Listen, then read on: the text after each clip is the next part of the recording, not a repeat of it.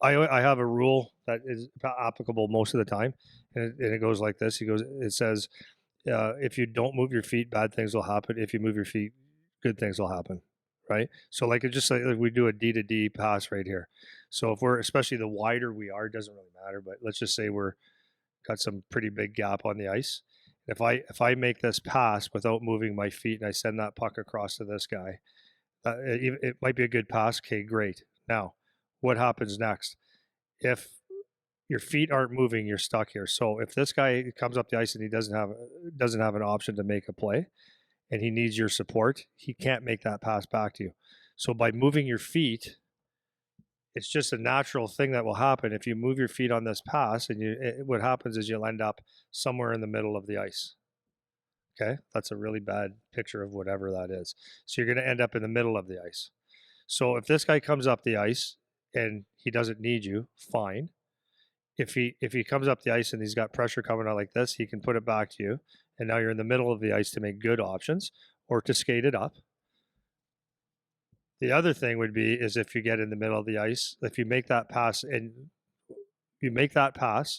you don't move your feet, if something goes wrong, if a guy gets a stick on it or it hits a rut or you bobble the puck and it ends up here, you're flat-footed, you can't move, he can't move, or he's moving this way. Now you've exposed the middle of the ice so you cannot defend. So by just a simple thing, by moving your feet, right, D to D, and you get your feet moving, anything bad that happens in that area where it's very dangerous, you're taking care of it, right? So like so when you're coming in the neutral zone and you see something coming, your guy's coming up the ice, yes, D to D, move your feet until you shouldn't move your feet anymore. So you wouldn't move your feet if there's the opposition's forwards were here and they have possession or something like that. So I don't mind one guy going and being a threat, especially if you have possession, and then one guy has to read numbers in front of them. And if there's one or two numbers that could be a threat, then you move your feet, but you're mobile, so that if there's a turnover, you get your ass to the middle. Yeah, you're already moving, right? Yeah, beautiful. So yeah, does that make sense? Yeah, that's great. That's great. Okay. This episode of the podcast is brought to you by the PowerTech online membership program. If you've been listening to Andy and I wondering, hey, how are they able to get all this podcast content out there? Well, that's because of our members. For just $9.99 a month, you can get access to our online video library, including hundreds of videos of Coach Andy teaching, and have the option for consultation calls with Andy or myself to go over anything you need. We can cover training, nutrition, coaching, parenting, agents, the junior college hockey path, whatever's of interest to you. You'll also be able to participate in our popular Ask Me Anything episodes, have access to special discount codes, and be given priority for any PowerTech in-person camps or events. If you like what we're doing here and you want to support us, this is the best way to do it. Visit powertechhockey.ca/memberships or find the link in the description of this video to learn more. So I want to go to some regroups now. So kind of actually, I was going to ask you to start on the same point with those defensemen making that pass, moving their feet, their hinge thing. So maybe if you want to start with the D. So now if we're doing neutral zone regroup, so we're still going to be on the offensive side. We're regrouping, transitioning to go offense. Maybe start, D has the puck. What are we looking for? And then you can do it however you want. If you want to go add the forwards into that as well, whatever's easiest for explaining purposes. What are we trying to do? How do we fill lanes? What's the mindset for each position kind of thing? Yep, no problem. So let's just do an old school regroup where it's going D to D. And again, this is like, I'm going to do the basic thing. And I want whoever's listening to maybe think outside the box for what's good for them. Okay. Because I know I watch teams that no matter what, and this is the philosophy and this is how they play. A D can get a puck caught here and it's strong side up. Strong side meaning where all the players are. It's like if you look at that strategically, you'd sit there and say, well, why not move it to where the players aren't? But the habit is go strong side, because the numbers are going to be there and you just keep chipping it out. Some guys go, it'll be a neutral zone regroup, meaning either D to D, because there's no red line anymore with a guy. This is usually older hockey, with a guy up here to chip it in or to skate it in, but their D are stretched out here too. So it's like there's usually a chip in. Or it's a D to D to that, but that's older hockey. So what you're actually trying to do in the neutral zone is traditionally let's say it's the next most important person, in my opinion, on a neutral zone regroup would be your centerman. Or if you're back checking, the first guy back would be what we call, again, like what Eric said earlier. Once the puck is dropped, there's really honestly no real such thing as a winger, center winger. It's basically who's first. So the first guy back would be the most important person. It'd be like in your D zone. The first guy back is like the centerman that helps the D. So the centerman will dictate, um, needs patience and will dictate. So if we know we're going D to D or whatever, the centerman's got to kind of not be in a hurry. He's got to be able to have patience and come down low. So if this guy's got the puck and chooses to go up the strong side wall, then the centerman can't get too far ahead and curl already. He's got to be on the side to puck support. So that's why when you're coming back, you got almost have to slow down and see what the read is. So if he starts moving this way, and he's going to the wall, then you have to kind of support so that there's an easy pass there, or when the puck comes out the wall, you've got support for a quick pass. If he goes D to D, right? This is where a lot of guys get caught, where the centermen are really important. A lot of centermen will just curl and get too far ahead of the game, and I call it ass, heels, and elbows. If a D can see your ass, your heels, and your elbows, then you're not in a good position to take a pass. So you want to give yourself the opportunity as a center to get deep and to get low and to take position. So if I'm a left-handed shot, my stick would be on this side, on my forehand. So as I curl here, I can go eyeball to eyeball with him, and he can make me a direct pass. And the only time it's not direct is when I get by him, and it's only for a split second. So you want to give that option. Then, so the centerman's the most important. It takes patience to read the play. And then on a neutral zone regroup, some guys go, if the center goes to the wall, this guy swings.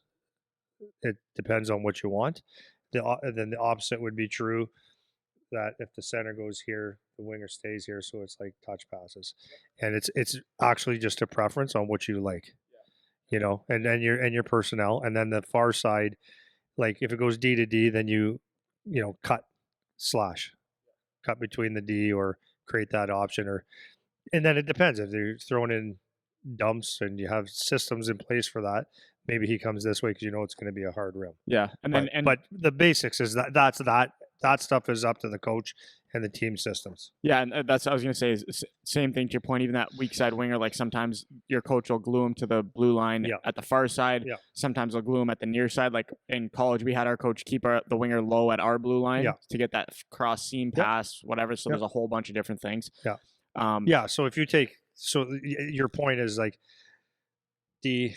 So that when it comes down and it's going D to D, you want this guy either being here or here or here, or like depends on what you want out of it. Yeah, right. If you want to stretch it out and have nothing pretty, just chip it in, then you're going to get your guy high. Yeah, and this is where, like, at higher level hockey, this is where we can start to think about the philosophy of why we're doing this. A lot of times, if you get a team that's real good in the neutral zone, like we just said, where they can really force you to get trapped on one side or trap you at the red line, this is where teams will start to look for ways to get pucks to the other side of the ice where there's space and expose things. And this is where the strategy of the game starts to come in at higher levels, right? Like that low winger example, that opens up a ton of space typically if you can make that pass. So you're trying to get a seam to get it away from the clogged up side. Yeah. So that's where the strategy comes in. Yeah, and how about having something happening down here, but you send a forward right in the middle. Now it's that, and now you got some speed coming where you can knock it around. So that's where the strategy in the neutral zone is huge.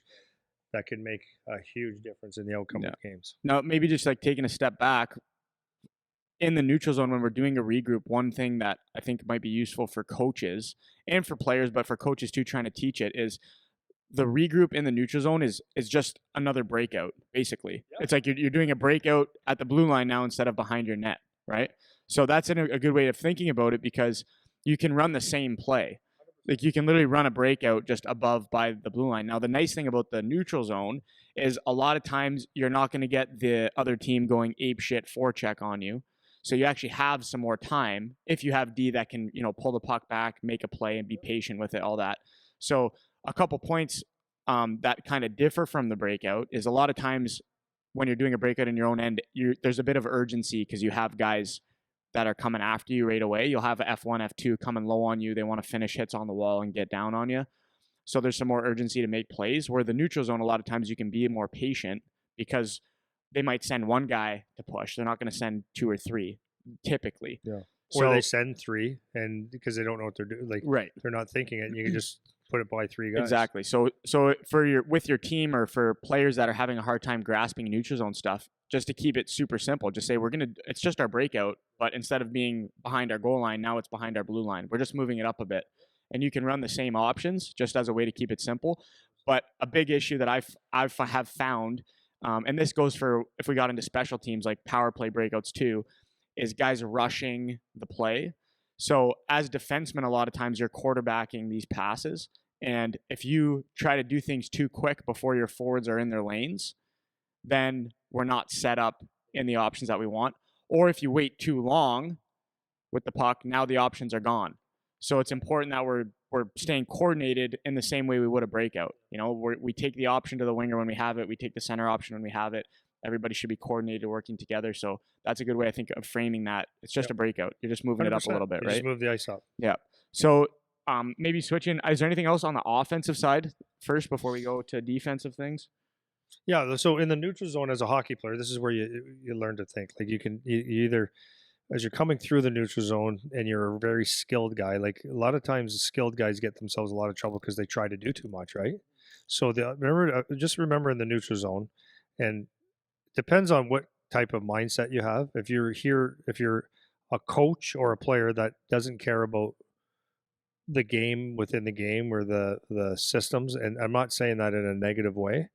If you're saying I just want development and that means this kid could skate through five guys if he wants, then you can expect a ton of turnovers, right? Right? And you might have the best skilled guy in the world, you're still going to get turnovers. So just understanding if you're playing and you want to be like a little bit system, or like you want to win games, then when you're not sure what to do once you get over the red line, then maybe the goal is not to piss around with it at the blue line, is to put it in a spot where you can get it on a forecheck from the neutral zone, so in behind the D. And then other than that, like a good play, drills you can do for when you're entering the blue lines is like entry drills. So you could have coaches or pressure at the blue line where when you're coming in, it's hard to skate it in, and learning how to make passes underneath sticks or through the triangles with some speed, and vice versa, outside to inside. You can do stuff like that, but that's basically where you're going to gain zones or lose zones. So I'm done with the offensive side of that. Yeah. No, that's good. It's good stuff. Because last thing too, I was just going to say with because I didn't even think of this till right now, is another thing about dumping the puck. A lot of coaches like the dump and chase thing. That's very common youth hockey. One way to make that a little bit more high level, because I'm not saying it's wrong necessarily, because there's a time to do everything, but one thing you can start to do too, if you are going to dump the puck in, is start to have your players think about dumping it in with a purpose. So not just throwing it in because you said dump it in, but throwing it in to where a guy's going. Where speed's going, where you're going to get possession. Throwing it on the goalie. Two guys on a puck. Yeah, all that kind of stuff. So if you want to start making that a little more high level on the offensive side of the neutral zone, that's what you could do, is start trying to, if you want to play dump and chase, that's cool, but try to do it with some purpose to it instead of just throw it in because coach said, So